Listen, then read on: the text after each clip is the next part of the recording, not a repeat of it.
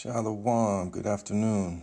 Okay, we're gonna start looking at what happened to the Black British. What happened to the Melanated British? Where did they go?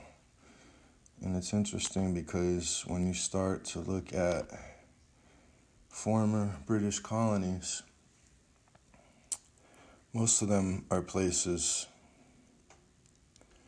where the majority of people living there are melanated. Such as Barbados. A large percentage of the Irish were shipped to Barbados. Barbados to this day is 92% melanated people. We're going to look at a place that is not so melanated, where perhaps early on a lot of the former British were sent. And that place is Australia.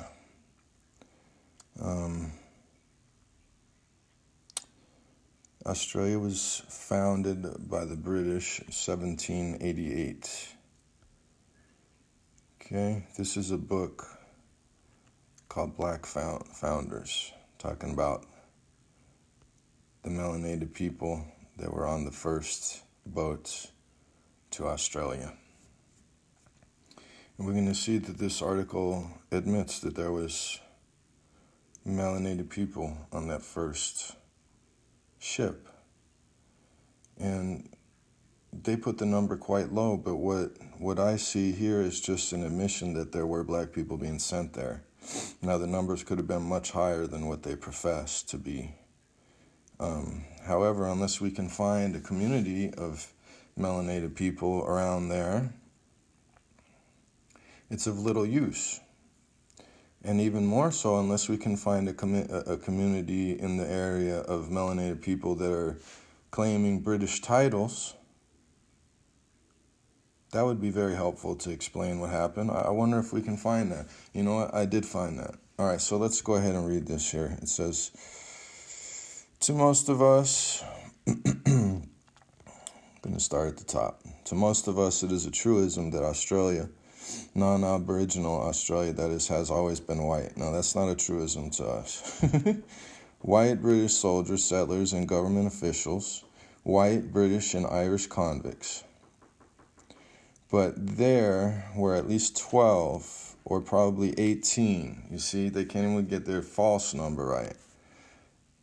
Melanated people on the first fleet, convicts and seamen. So they claim, right? Right there, we're going to start our first bushranger. John Caesar was an ex-slave, of course. This is it's what they call all of them, right? It's the coverall. Either an ex-slave, an African, okay, whatever, from America. John Randall, who was trusted by NSW Corps Governors Gross and Patterson to procure their food and spirits, had a comparable background.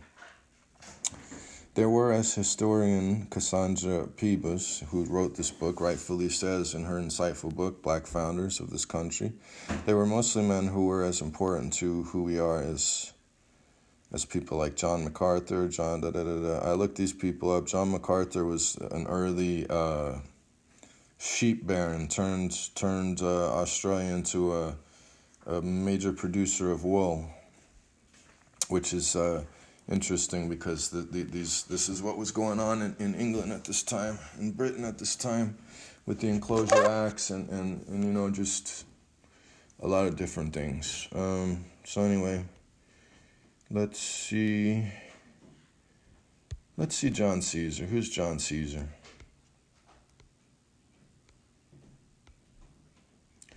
John Caesar, nicknamed Black Caesar, was the first Australian bushranger and one of the first people of so-called African descent to arrive in Australia. Let's say this, and one of the first people of melanated British descent to arrive in Australia. Let's make the article true. I'm sick of these lies. It was believed that John Caesar was born in Madagascar or the West Indies. Of course, they have no idea where they claim he was from. He was most likely born in Britain. He moved to England and was a servant living in the parish of St. Paul. Yeah, likely story. Okay, transportation to Australia. Now this is interesting because this transportation was actually a legal sentence imposed on people, convicted of a crime or whatever. Also, not only that, that's what they claim, but also they were transporting people from the workhouses. They were transporting just simply what they termed as the black poor. They were transporting what they slapped the title under the law into them as vagrants. So at that point, once you're termed a vagrant, it's the same thing as what's going on today, where we're all termed as minors, right? So a vagrant is very similar. So anyway, transportation to Australia. On 17th of March, 786, he was tried in Maidstone, Kent for stealing 240 shillings. His sentence was transportation to the Penal Colony of New South Wales for 7 years. He was imprisoned on Alexander, a convict transport ship that left England on May 1787 as part of the First Fleet. His occupation was listed as servant or laborer. He arrived in Botany Bay in January 1788. According to his biography, popularly known as Black Caesar, he became known in the colony as a hard worker and a conscientious laborer. All right, let's check out the First Fleet.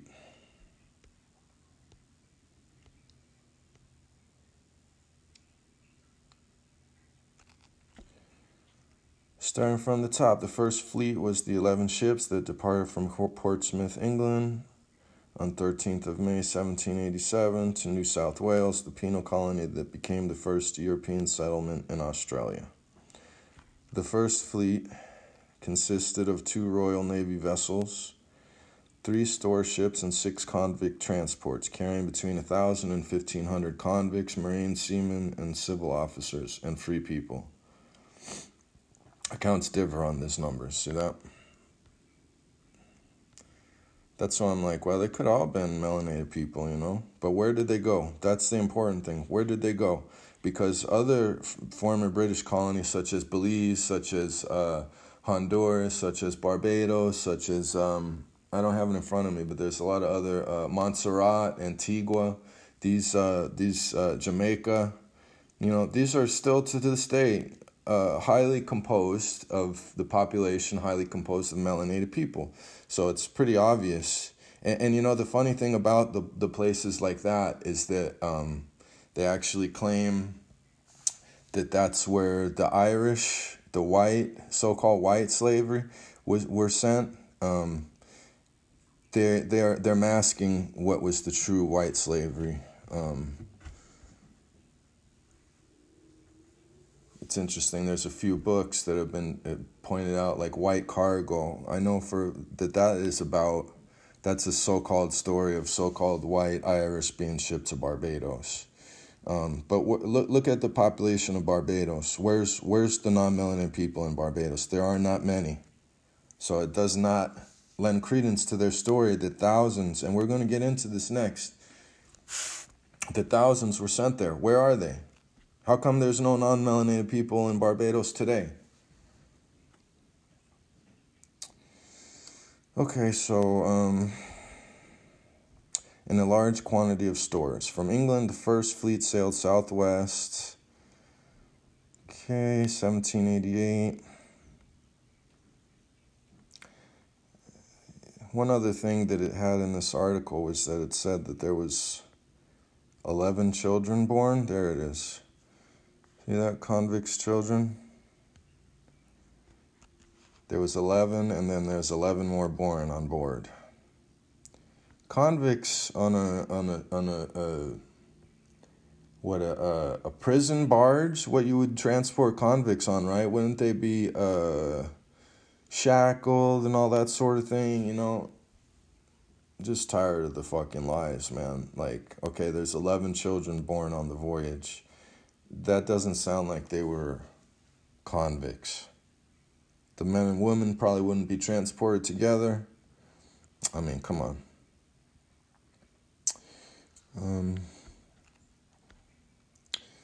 And so, where did they go? Just real quick, man, just to show you that it's, most of the former British colonies are places where melanated people be living at. Okay, see, Egypt, but this is going to be Africa. Britain had colonies all over the world, and most of them are inhabited by melanated people. Okay, so here we go. You see, America, St. John, Canada, Newfoundland, 13 colonies. But when you go down, you see all the places. It's like Belize. Belize is in Central America, right? Above Panama, between Panama and Mexico. And it's an area where there was mostly Spanish colonies. And so today there's mostly what you would call Spanish people, not necessarily, melanated people, maybe a mix of Spanish and Afro-Spanish. You know how the makeup of these different places are. Like where my family comes from is Puerto Rico, and or where a lot of my family lives today. Anyhow, they don't come from there, but in Puerto Rico, there's a lot of non-melanated people. There's a lot of melanated people in Puerto Rico, Cuba as well. These places are very similar. Okay, so where did they go? Where did they go? Right? Okay, so let's look at, there are some melanated people in Australia, but they're known for the most part as Aboriginals, correct? But let's look at a different group of people in Australia that are melanated, that are not related to Aboriginals, okay? And these are known as the Torres Strait Islander people. Torres Strait Islanders. Okay, starting from the top. Torres Strait Islanders are the indigenous peoples of the Torres Strait Islands, which are part of the state of Queensland, Australia, ethnically distinct from the Aboriginal people of the rest of Australia. Again, ethnically distinct from the Aboriginal people of the rest of Australia. So this is a separate group of melanated people in Australia. So the Aboriginal people, I believe, I don't know much about, but are they not said to have migrated from somewhere, right? Migrated from somewhere. But here, now, we have another group of people, another group of melanated people in Australia. And I'm going to show you where Torres Strait is, where these Torres Strait Islanders, Torres Strait Islands are. Okay, we're going to continue. They are often grouped with them as Indigenous Australians, ethnically distinct from the Aboriginal people of the rest of Australia. However, they are often grouped with them as Indigenous Australians. Okay, that may not be. That may be that they are not Indigenous Australians, but transported British prisoners of war, overthrown. Okay, today there are many more Torres Strait Islander people living in mainland Australia, nearly 28,000, than on the islands, about 4,500. So we see of these Torres Strait Islanders, there was 32,500 people. We're going to get into this, man. We're going to get into the transportation of people out of Britain, man. And it was a lot of people transported out of Britain. Okay, we're going to start at the top. There are 5 distinct peoples with broader designations of Torres Strait Islander people based on the geographical and cultural divisions. There are 2 main indigenous language groups: Kala Lagaya and Miriam Mir, and Torres Strait Creole. Creole. Very interesting that they would be speaking Creole. This Creole is all over the world again. All over the world. And it's usually tied to people of mixed ancestry. And so I find that interesting.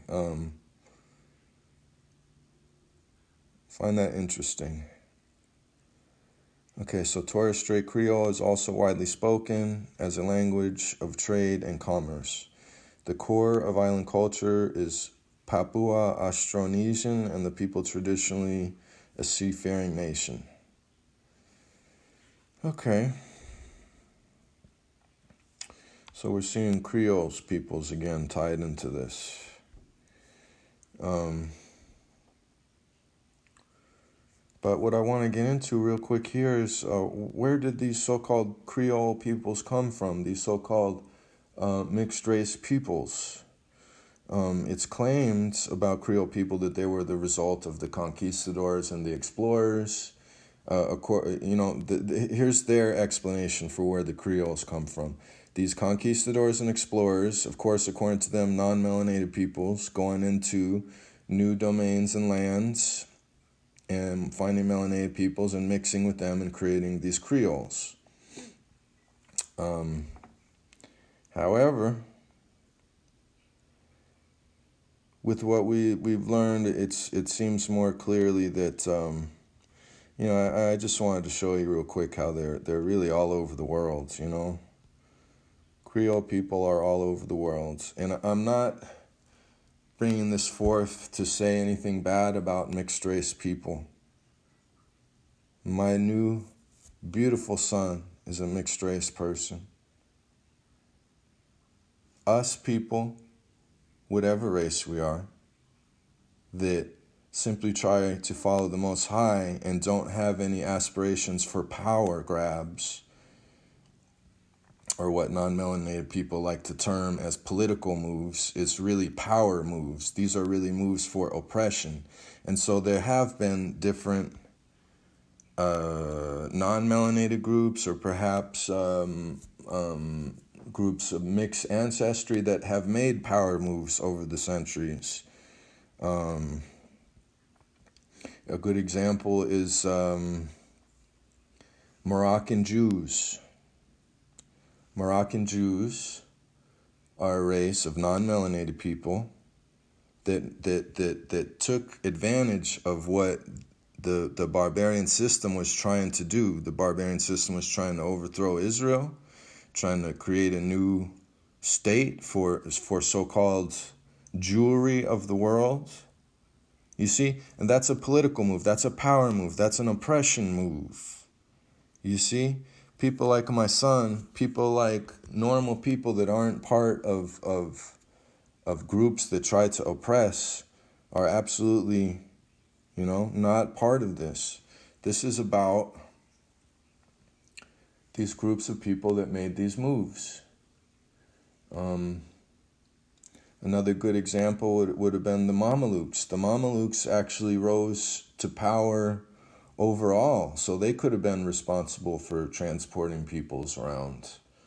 The Mameluke Sultanate ruled over the Levant and Egypt and for quite a while, so who knows what they were doing.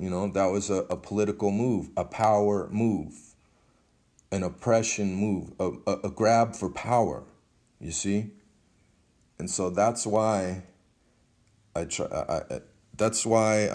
assuming that's why the Most High led me to look into these Creole peoples and these Mystico peoples and all these different peoples of the world, because it doesn't make sense, first of all, for two reasons.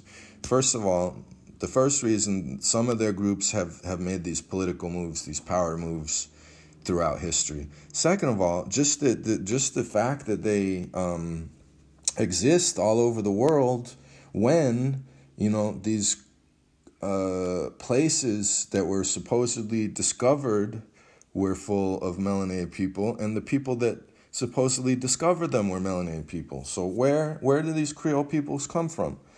They came from the slave trade, okay? They came from the slave trade. And it's just interesting to see, where are these Creoles, man? Where are they? Okay. We're going to start from the top there. They're in Brazil, okay? Aku Creole, Atlantic Creoles, Belizean Creoles, Cape Verdeans, that's the island off of Africa, North Africa. Creola people is a European diaspora born in Spanish colonial Americas. Fernandino Creole, Haitian Creole, Maybe that's Africanus, like South Africa. Afro-Honduran Creole. Liberian Creole. Louisiana Creole. Right? Mauritian Creole. Nigerian Creole. Seychelles Creole. Sierra Leone Creole. Again, Surinamese Creole. So a lot of Creole people all over the place, but they're not there because of what they say. They're not there because of white explorers linking up with native peoples, and that just doesn't make sense, because here's the explorers. Here, I'm getting ready to show you. These are the. This is Willem Uselin. I have no idea how to pronounce that name, but he was the whoops. Sorry, I was trying to get it over to all. Well, there's his picture to show you who he was. You see. William Unisex, whatever his name is, was a Flemish Dutch merchant, investor, and diplomat who was instrumental in drawing both Dutch and Swedish attention to the importance of the New World. He was a merchant, investor, and diplomat, so he was an explorer. And also, he was the governor of. Says here. Uselix was the founding father of the Dutch West India Company, and he was governor over the Dutch East Indies, West Indies. He was governor of someplace.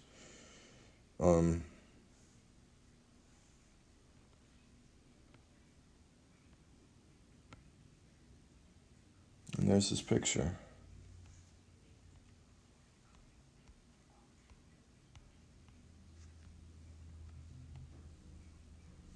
Okay. Getting crowned with a crown of laurel by a midget or something. And there's the globe again. You know, we've been seeing about how when these kings bowed to the Catholic Church, they were given these little globes.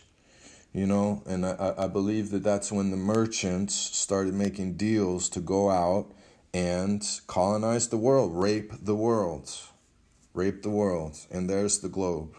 You know, and the one you see the kings holding is a little globe with a long cross sticking out the top of it. And you know how they did it? They did it by forming companies. They did it by forming corporations.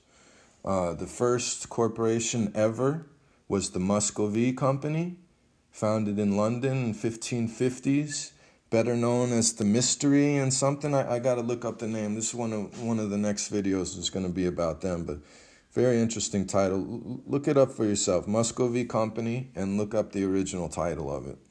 It'll be in the next video, though. Okay, so there's Willem Uselin Cooks, Dutch explorer. Pedro Cabral. We see.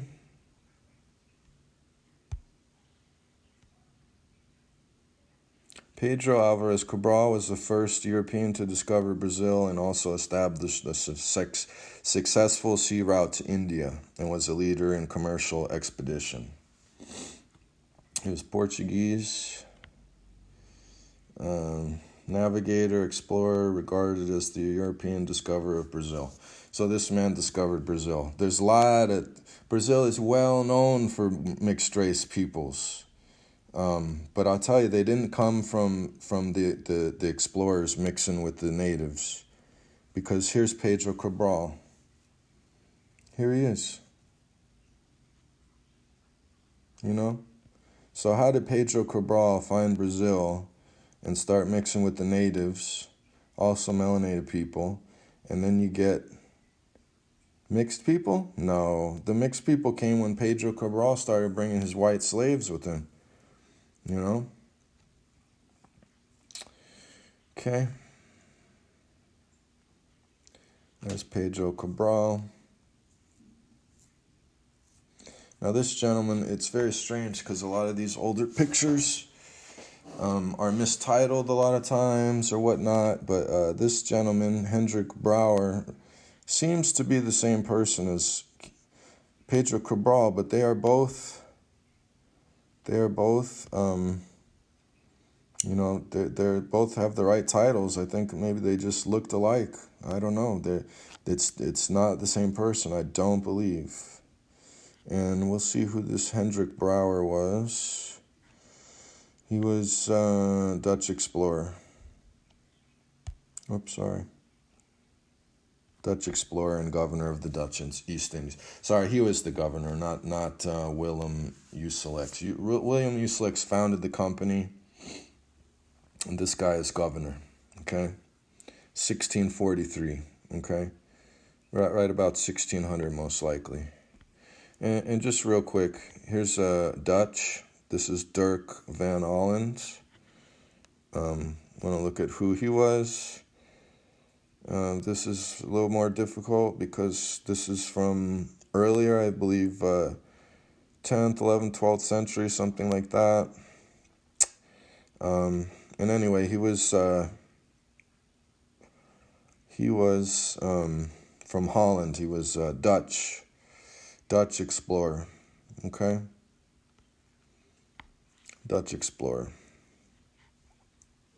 And so the Dutch found the Dutch and the Portuguese were the two earliest factions of explorers. And, you know, so these people, these melanated people, they ain't going nowhere making no mesticos. They're not going anywhere making any Creoles. Where do these people come from? It's just, I don't like lies, man. I'm gonna just try to find the truth, you know. You know, it's one of the commandments, for goodness sakes. Thou shalt not bear false witness. I'm not going to bear a false witness to this story about white folks ruling the world, white folks doing this, white folks doing that. It's just not true. It's not true.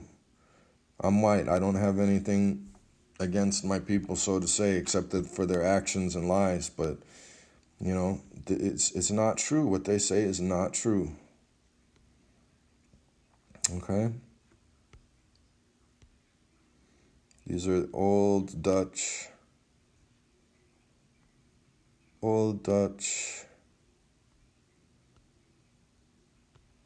noblemen. Okay. One more explorer real quick, or no, she's another Dutch. And she's really old. I think she was from the 11th century. And again, we see this is not in English a lot. Oh, yeah. Gertrude of Saxony. Her name is Gertrude van Saxon. Gertrude of Saxony, also known as Gertrude Billung, was a countess of Holland by marriage. Okay, and this is 1045 to 1085. So she was from quite a while ago.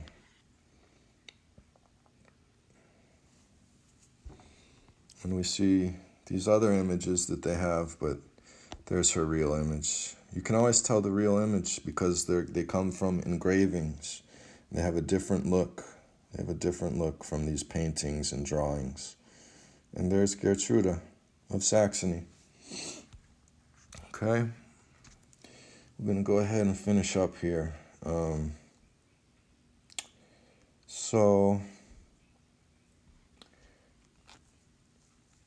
we're going to look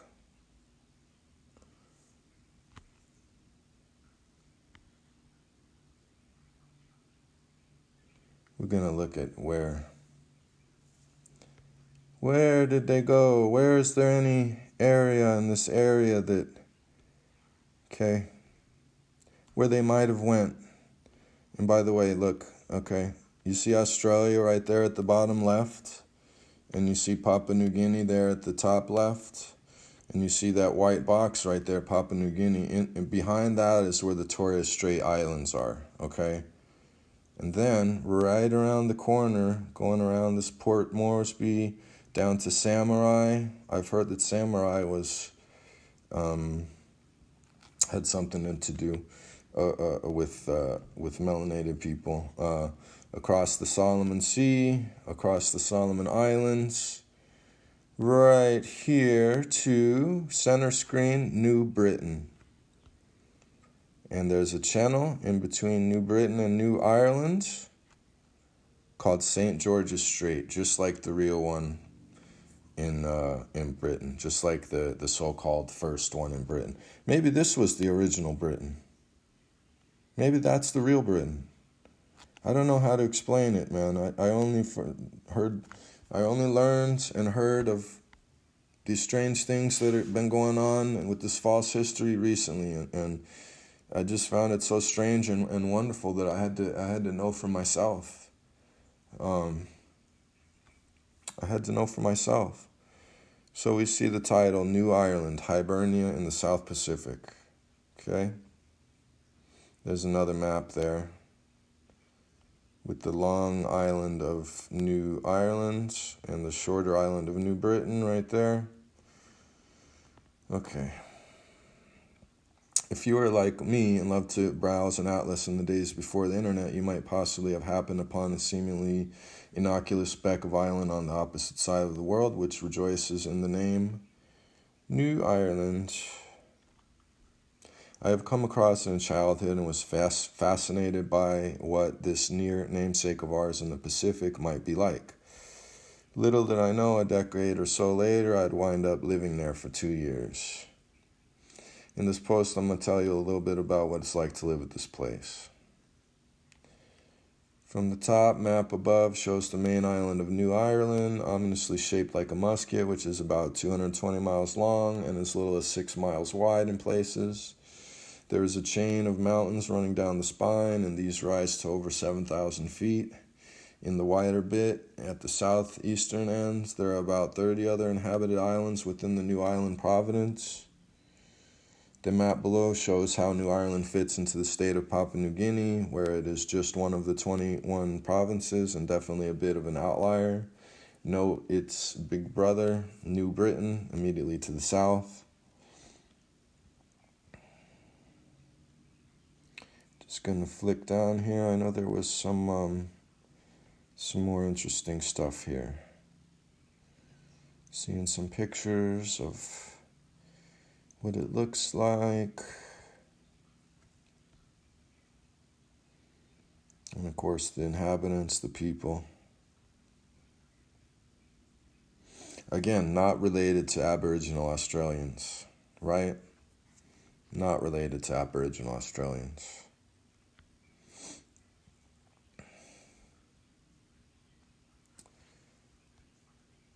Happy New Ireland villagers. There is little in the way of grinding poverty, as in sub-Saharan Africa. I love how they have to use that as an example for poor and poverty. It's a goddamn curse. It's fucking witchcraft. Africa is not a poor place. Okay? For the mainly rural-based population. Yeah, they're doing all right because they don't try to live in cities. Nearly everyone has access to the sea and hence to fishing. As most people live on the coast, population density is fairly low, about 100,000 people spread over the province, and families are able to grow staples and vegetables. There is widespread access to primary education. However, when I was there, access to secondary and further education was limited.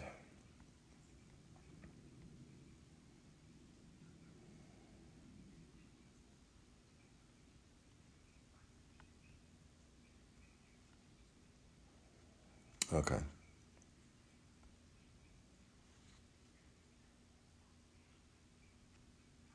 Leaving aside the small matter of about 30,000 years bullshit of non-European occupation, the first recorded European sighting of New Ireland was by Dutch seamen in the 17th century.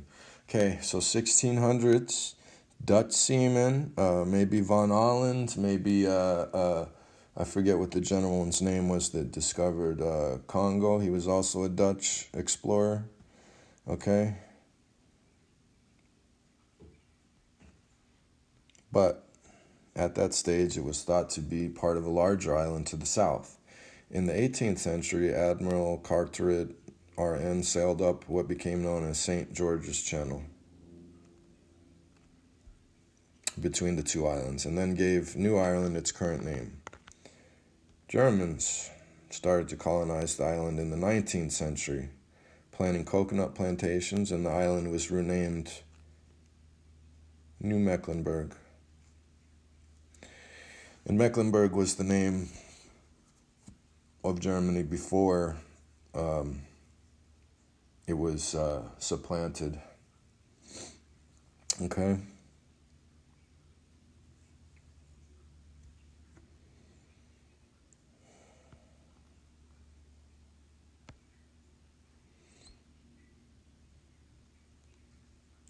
PNG, Papua New Guinea, has over 800 languages within a population of 8 to 9 million, making it the most linguistically diverse country in the world.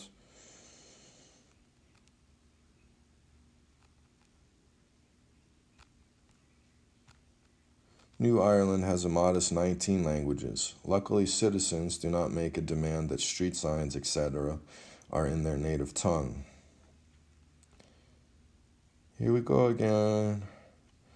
There is a Creole type lingua franca, takpasin, which is used in New Ireland. Okay, how do we get a Creole language in New Ireland? The study continues, man. I don't know what it means, but I know something's fishy, so I'm going to keep studying it. I'm going to keep studying it. So we see that, this area is not that far from, it is far. They would have had to travel quite a ways, but it would explain where melanated people shipped to Australia ended up at. I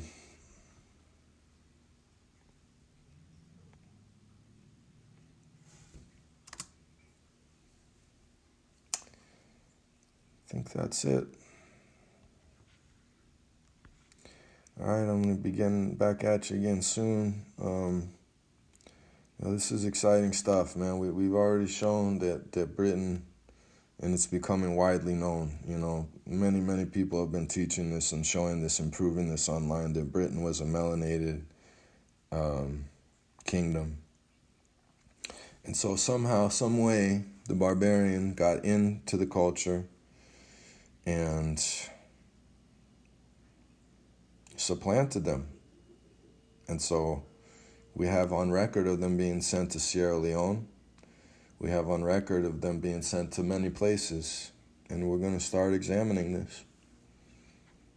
Shalom.